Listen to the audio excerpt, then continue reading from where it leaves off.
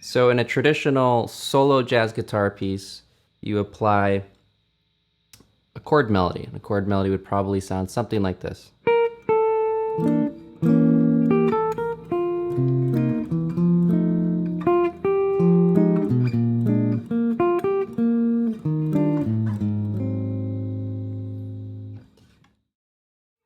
But what I do here sounds quite different than that. It sounds like this.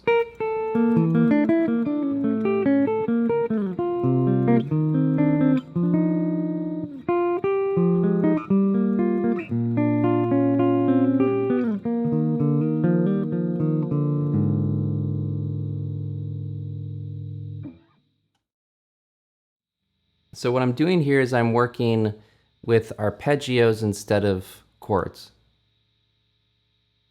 And anywhere that there's a kind of a rhythmic gap in the melody, I fill it in with very consistent eighth notes. So where the melody in the beginning goes, I think of the E minor 7 flat 5 chord there. And I'm just grabbing notes out of that chord. I use one extra note. And then I land into the third and the root of A. The melody goes on, so I play the melody note, the third of A, the melody note, the flat 9 of A, the melody note, the root of A.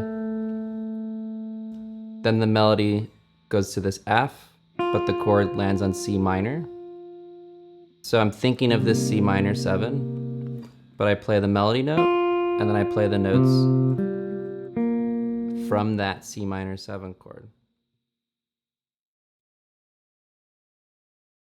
So this technique you can apply to any song.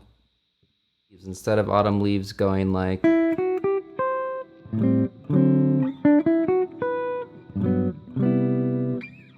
maybe we could play it more like this.